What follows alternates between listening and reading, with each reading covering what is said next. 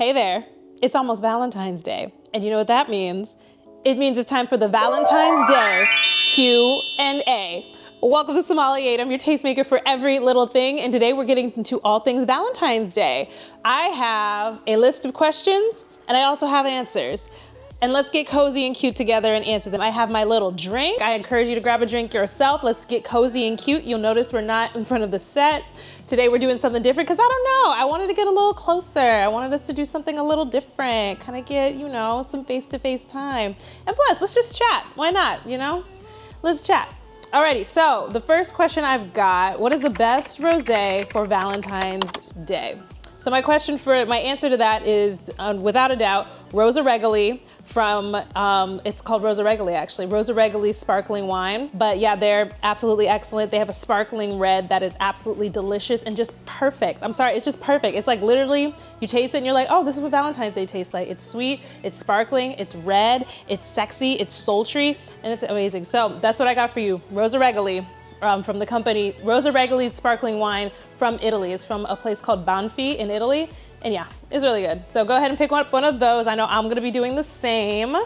Next question. What is the best champagne for a special occasion that won't break the bank?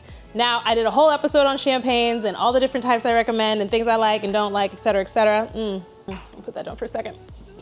I would say for like, if you're really not trying to spend a whole lot of money, I would go pick something up from Trader Joe's if you're near one, or just your nearest grocery store and just pick up something sparkly. Do not get Corbel. I do not recommend Corbel. Yes, it's a classic and it's affordable, but no, you can get something high quality for cheap. I'll list a couple of them next to me just so you have some good options. But yeah, here are a couple really good options of affordable sparkling wines. Champagne though, champagne is gonna be a little bit trickier. And if you want the difference between champagne and sparkling wine, again, I'll refer you to another episode. I already talked about that type of thing. But champagne is gonna be expensive pretty much no matter where you get it. You're gonna be spending at least $50 or above. Yes, there's Veuve Clicquot, but there are a lot of really great other options. I will say though, Veuve Clicquot Rich, I will always recommend Veuve Clicquot Rich. That one's pretty good. But yeah, I'll name a couple of other options that I really like of affordable champagnes that won't break the bank. But champagne, unfortunately, is very expensive because it takes a lot to make champagne. There's a whole method traditionnel, I don't have to get into it, but I'll name a couple of them that I've liked in the last couple months so you know you can grab them. All right, here we go. Next question. If you have 30 minutes to set up a romantic vibe, what's your go-to plan? 30 minutes? Do you know you have 30 minutes? Are you kidding me? 30, yes.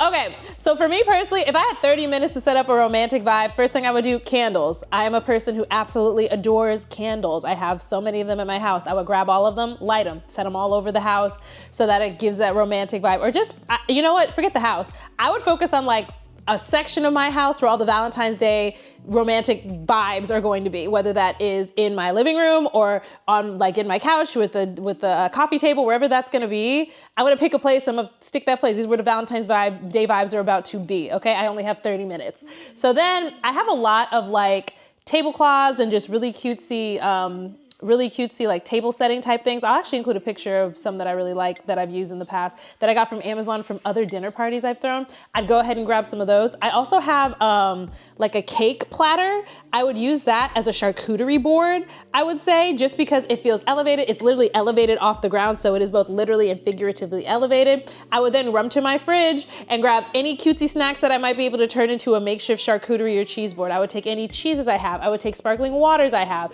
I would take pretty much anything I had food-wise to like kind of make a cutesy little spread and go with that. I would then take the nicest glassware I have. So I have talked about this at length. I've got these really cute coupe glasses. What are their coupe glasses? Champagne glasses, whatever. I would probably make some mixed alcoholic drinks. I would put them in a pitcher. I would lay out the empty glasses as part of the presentation, and I would pair it in the pitcher and just wait. So now you've got the charcuterie that's kind of raised. You've got the wine glasses empty sitting out. You've got the your mixed drinks or whatever you want to serve. Maybe it's champagne, your mixed drinks or your champagne bottle or whatever, chilled on ice or just prepared and ready to go.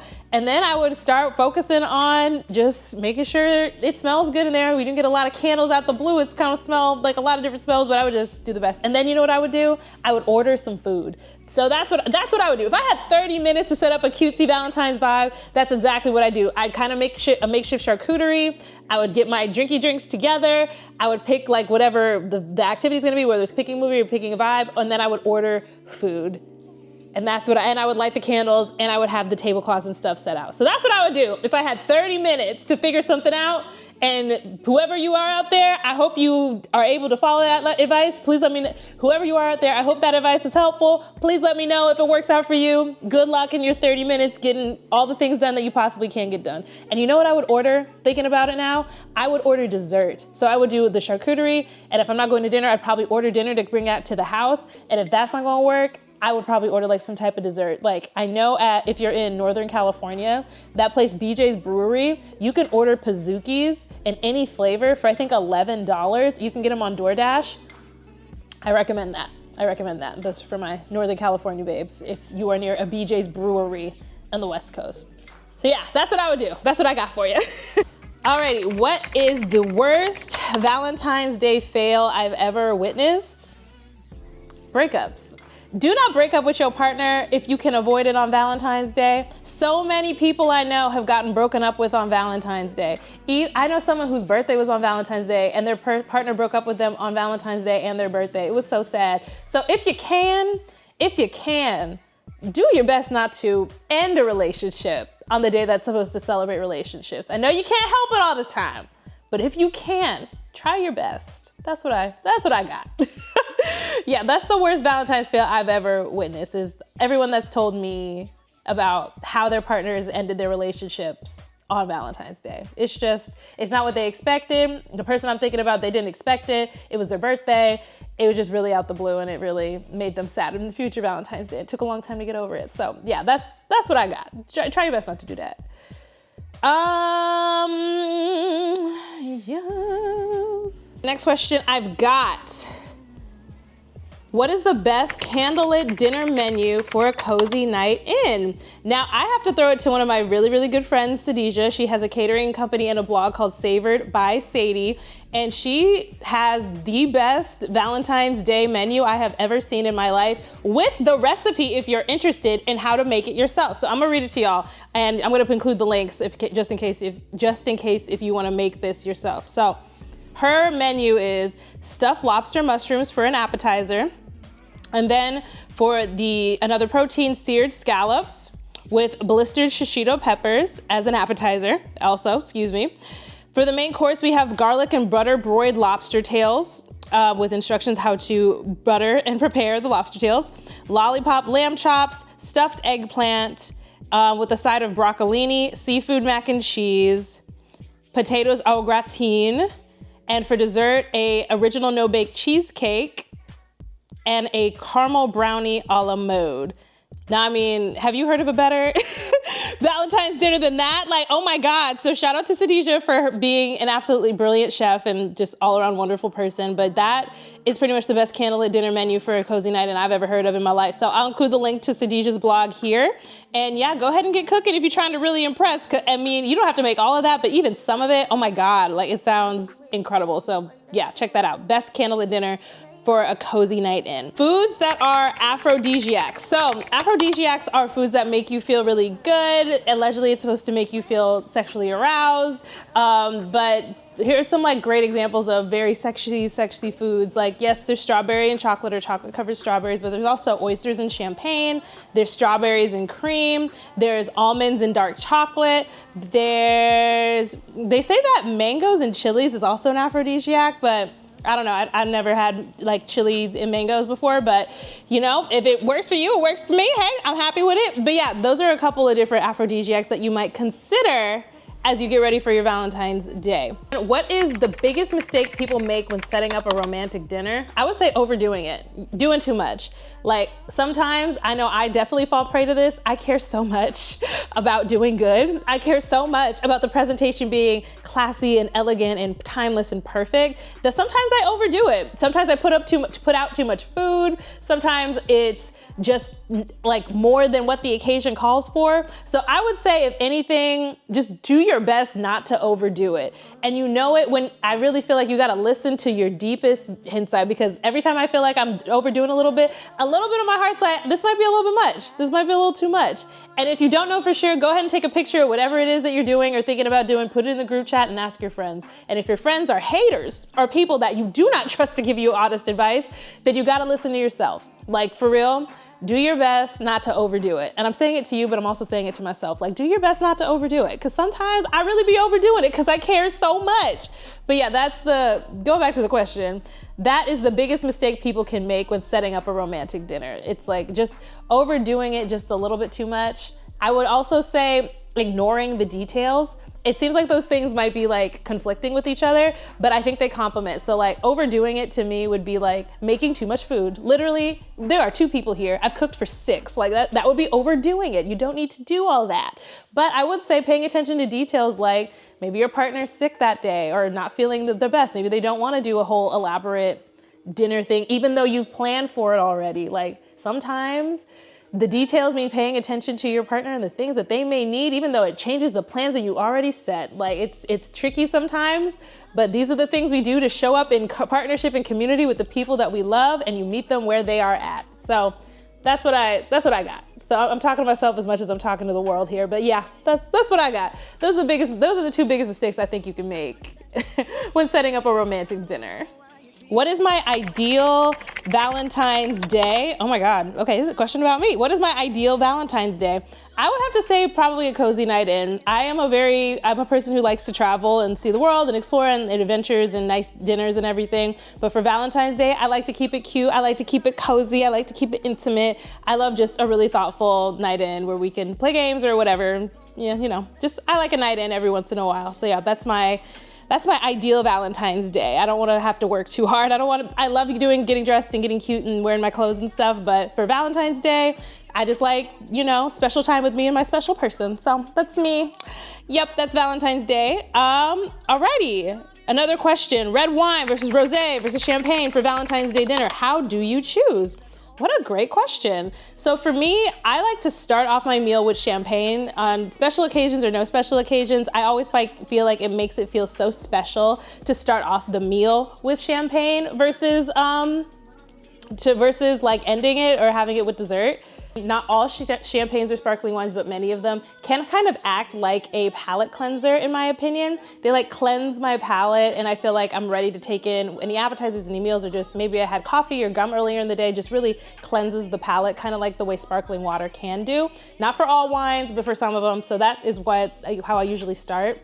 Now rosés, I really love a rosé in the springtime, not as often in December or in the winter time, but obviously February is the winter time. So rosés, not my favorite thing to have on Valentine's Day, even though it is cute and pink. But I will say I might have a glass of rosé like at the appetizer. So I'll start off the meal or the day with a champagne, and then I'll have maybe a rosé during an appetizer. And then finally I'll have like a bold red wine with whatever my main course or my protein is going to be for the meal. But I talked about this the last episode with pairings. If you're interested in checking that out, it really depends on what I'm going to eat in my actual meal. So dark red wines are really paired well with really robust, bold meats, oftentimes, not always, but often. And white wines, rosés, are often paired really well with scallops, like with that example I just told you guys about, with scallops, paired really well with light fish, paired really well with mushroom dishes. Like, it really just depends on what your main course is going to be and what's going to pair best with the meal and what's going to elevate the taste that you're experiencing in your mouth. So it depends, but that's like my general advice. Go ahead and check out my pairings episode if you want more information about that. But yeah, it just depends on what I'm going to eat for me personally. Yeah. Alrighty. What is a last minute Valentine's Day gift that still feels thoughtful? Oh, that's a tough one. Well, I feel like Valentine's Day's gifts are always so personal to your partner or to whoever you're trying to impress. Like, everyone's got their own personalities. Some people love flowers, some people don't like flowers, but let me tell you this.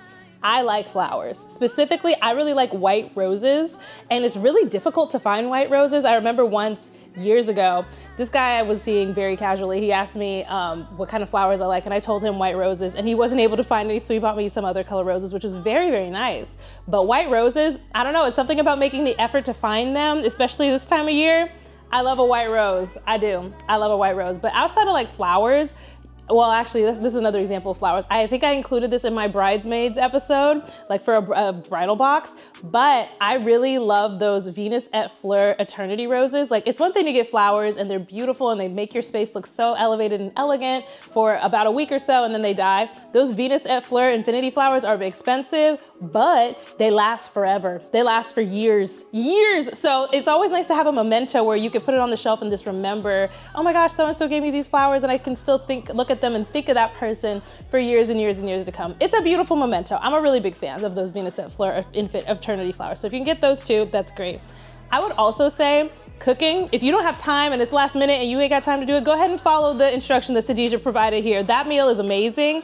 And just cooking for someone, if you have the space or the availability to do it, it just shows the effort. So if I TLDR'd everything I just said, the best last minute gift you can give someone is the fact that you're showing a little bit of effort. Yes, flowers, yes, chocolates, it's candy, yes, whatever that person's particular, worldly preferences are things you can get from, your local Giant or your local Publix.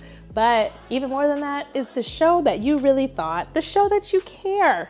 Yes, that's the secret, just show that you care. Alrighty, let's go, continuing on. Alrighty, how do you make a non-alcoholic drink feel just as special for Valentine's Day? And I have the answer, let me show you.